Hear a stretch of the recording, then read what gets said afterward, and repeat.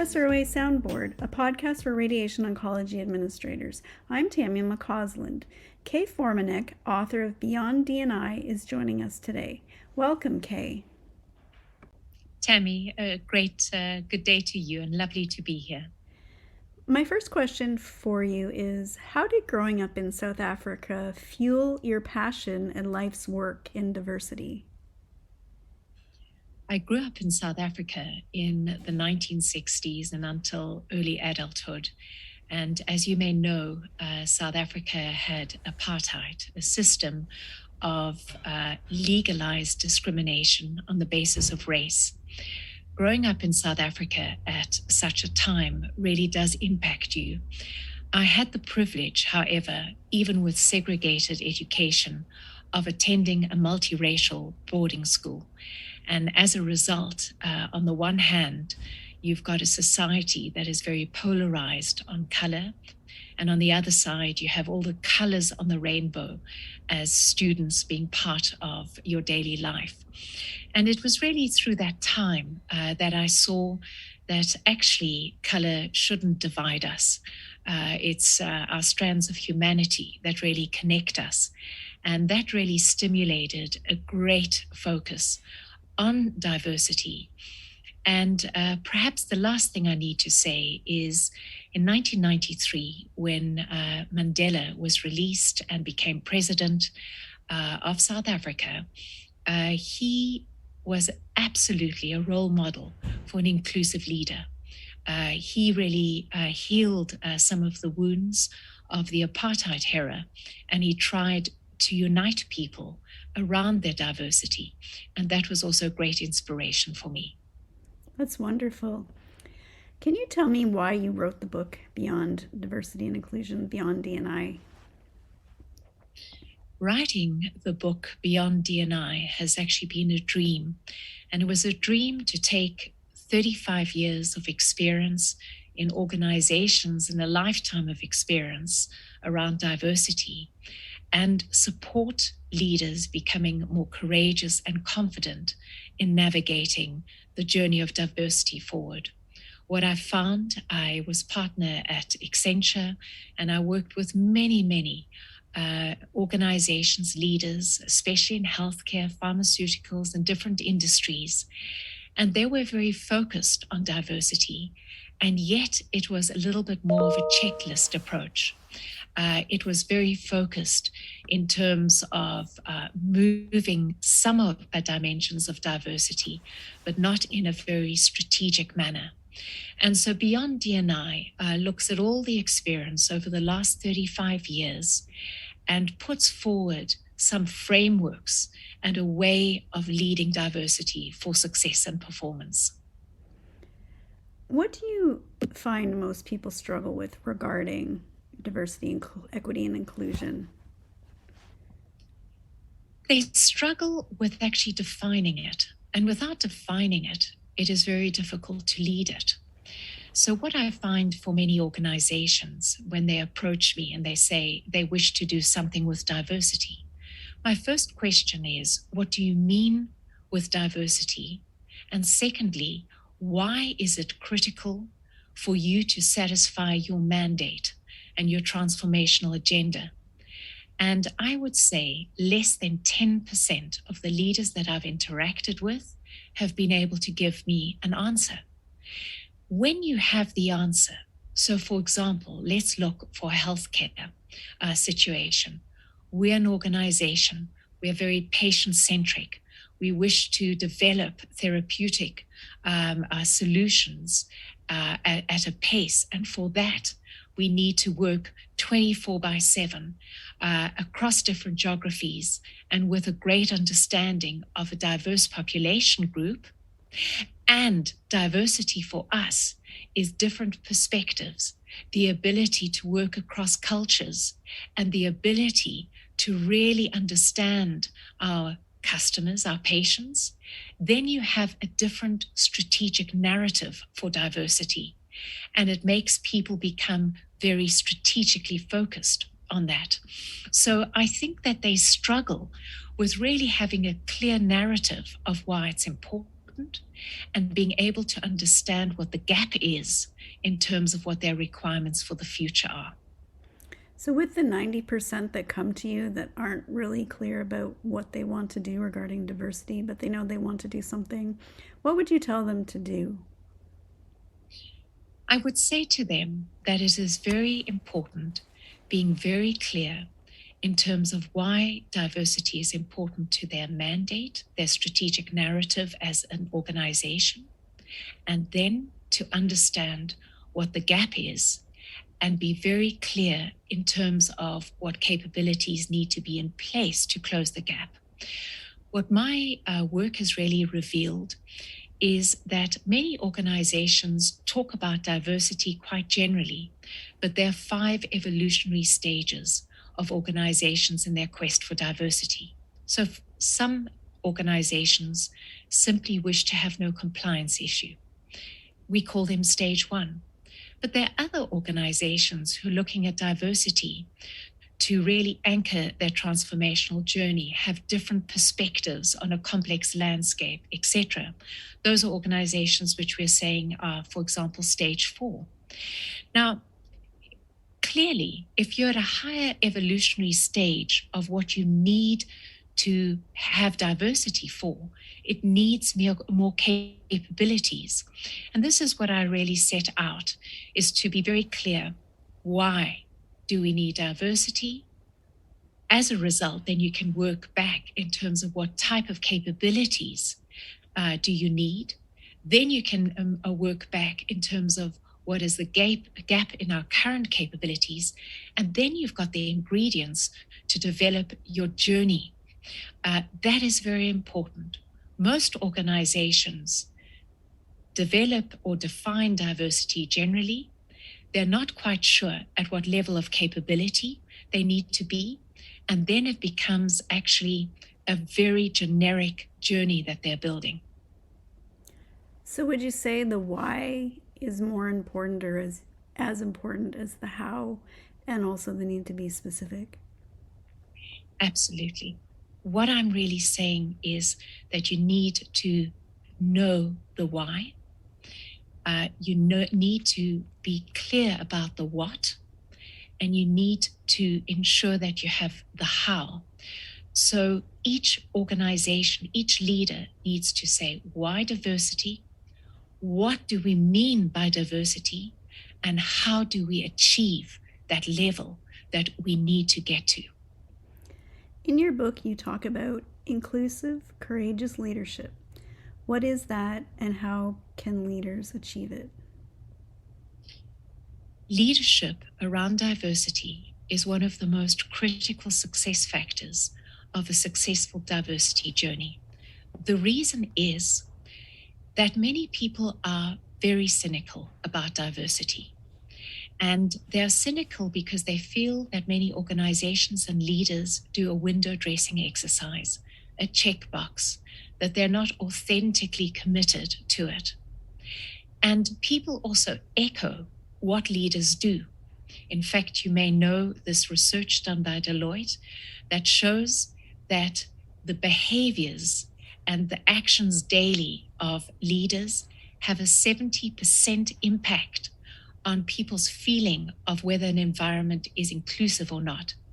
Now, if you don't have an inclusive environment, even if you invite diversity in, you don't have the benefits of it because people feel afraid. So as a result, inclusive leadership is a critical success factor for diversity. And what we really have seen is that there are 6 traits that define inclusive leadership globally. It's not only for Western society, it's for all countries around the world. And when you have leaders who are committed authentically, when they are curious in terms of learning about differences, when they are courageous to actually intervene when biases occur and stereotypes occur, when they create the conditions for collaboration, when they're cognizant of their personal biases and that of the organization, and then create circumstances for collaboration. These are the 6 traits. you will find that diversity flourishes. That's why I make such a key point about the role of courageous leadership and inclusive leadership.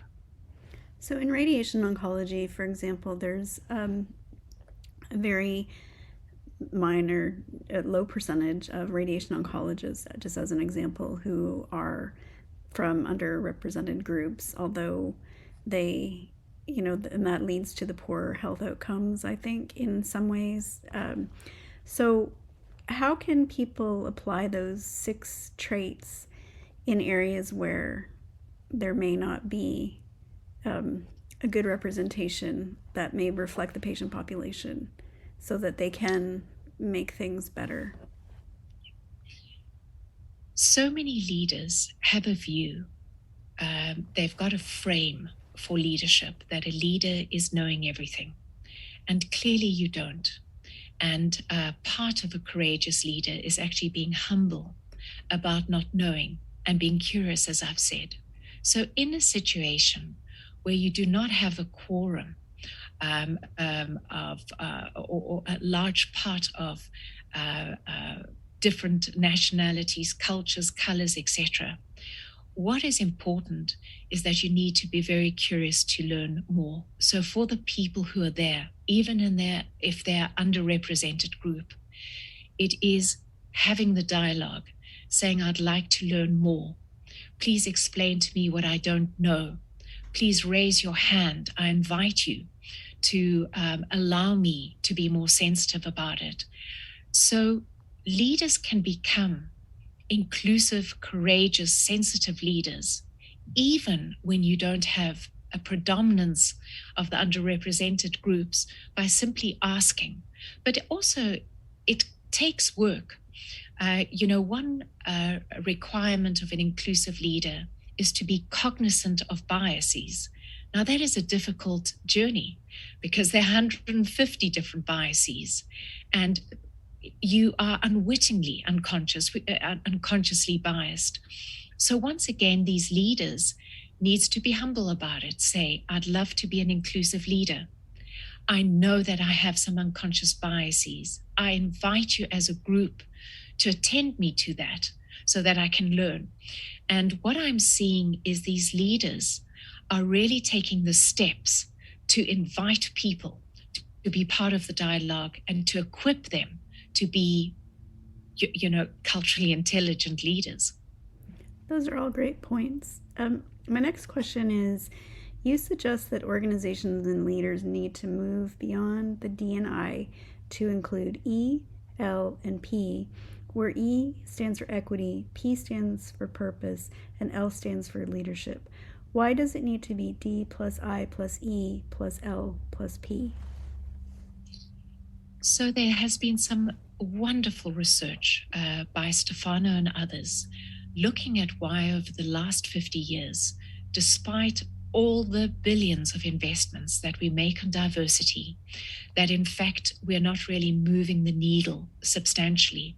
And as you'll know, even during COVID, we have lost the last 10 years of diversity advancements because of some particular challenges that COVID have presented to underrepresented groups. And when we have been looking at why this occurs, it is that, in fact, if you invite, and that's what the D is, when you invite diversity in and you also create inclusive environment, so that is the I, but you're not aware that actually there is no real equality that exists within an organization because of the unconscious bias and because of the systemic bias and the institutional bias, and you don't have your eye on equity, which is fairness, it is not the same as equal assets for all or equal resources for all. It is being aware and sensitive that people are coming to an organization with different circumstances and that you need to adapt the resources to support the fair participation. We talked about L. Many leaders outsource almost diversity, inclusion, even equity to other parts or functions within an organization and say, this is your function. But as we've spoken about it, from the chair to the board to the CEO to the whole board of directors or presidents, or in healthcare organizations, the various roles that are there needs to be a walking the talk. So that's why we really look at L. Without leaders walking the talk, you actually have what we call entropy, a loss of energy and benefits. And then the P is what we spoke about in your first question, which is the strategic narrative. If people do not understand why you need diversity and inclusion and equity and why it's strategically important for you, i.e. the purpose, people don't take it seriously. So that's why you need these. And there's been beautiful research which actually says that for too long, we focused on the D&I to the absence of ELP, and we need these 5 elements. And that's what I really write about. How can healthcare leaders ensure DIELP is a strategic priority? Healthcare leaders have a wonderful platform, actually, to invite these 5 elements in.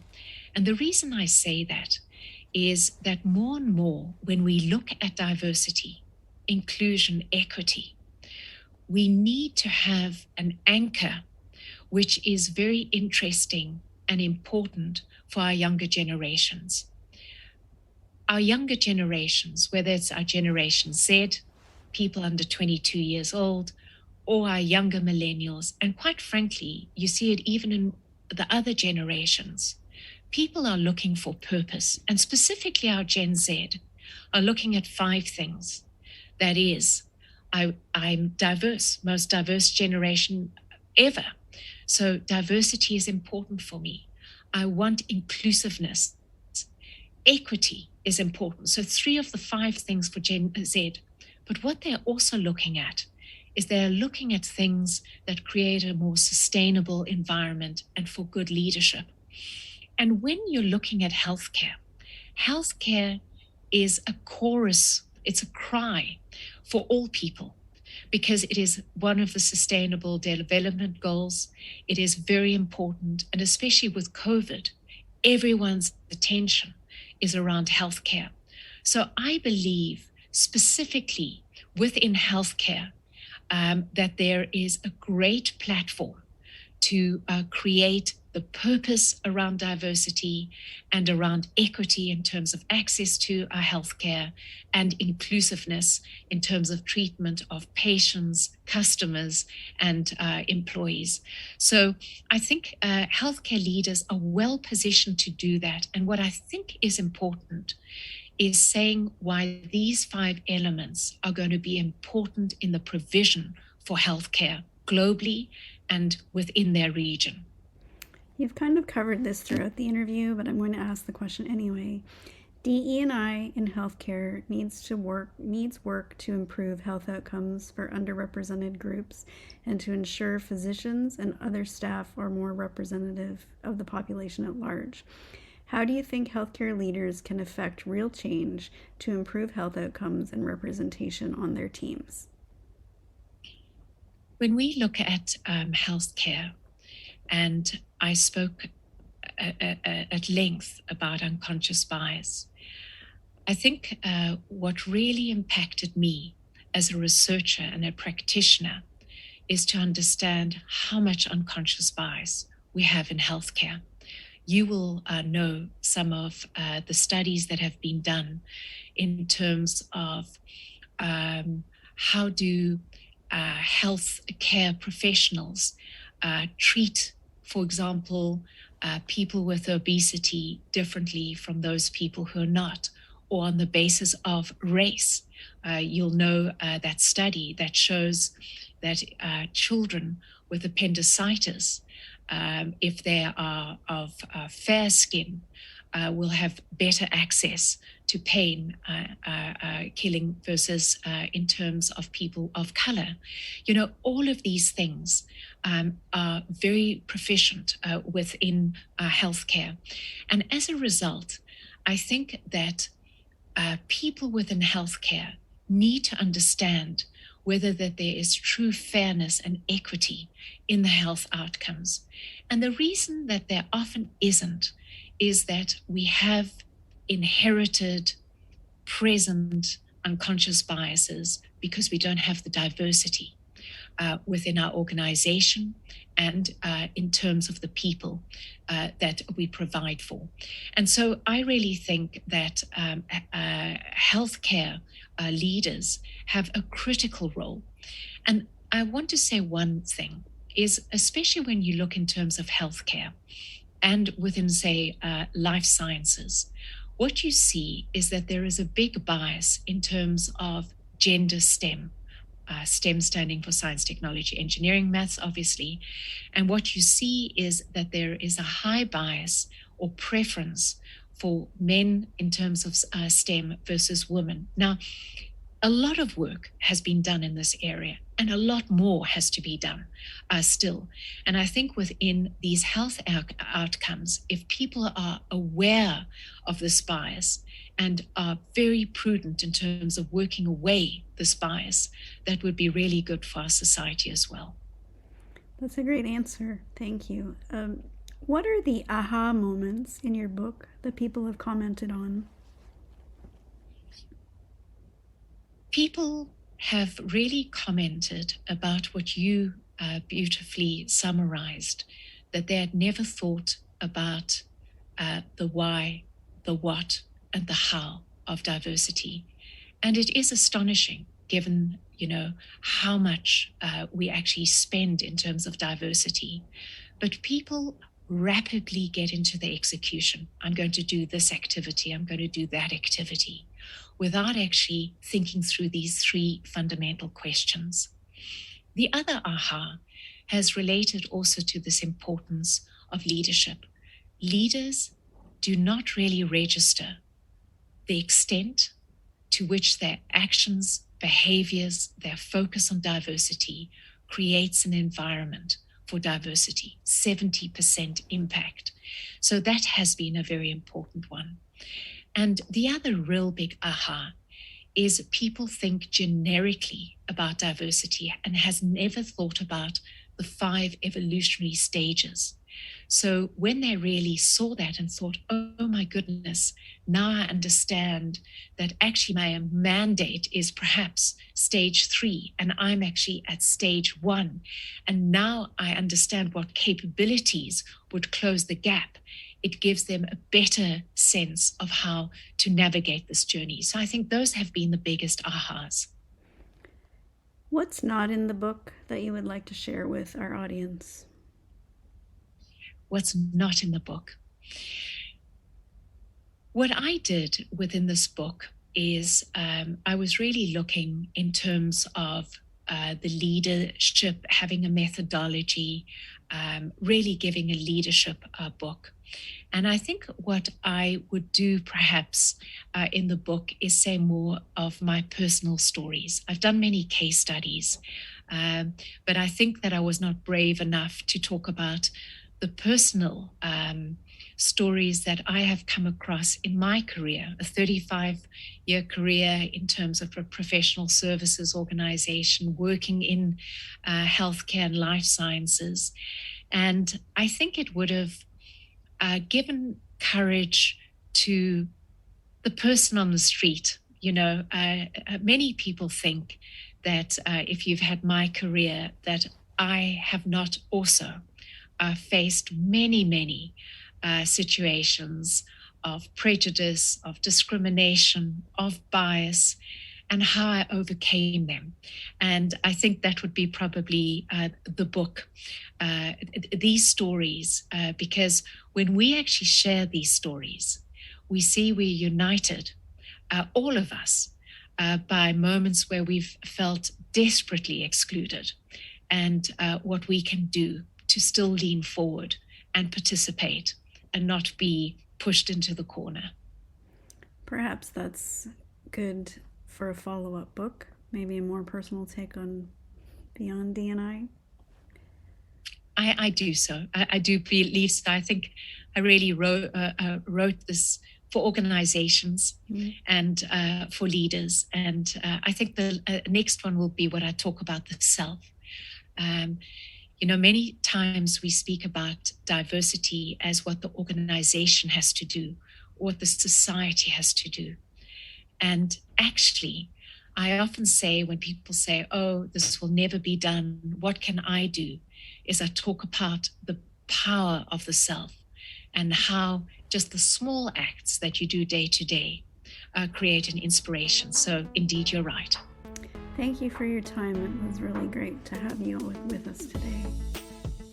And I want to say thank you, Tammy, for your dedication and for making the time to record this. So thank you so much.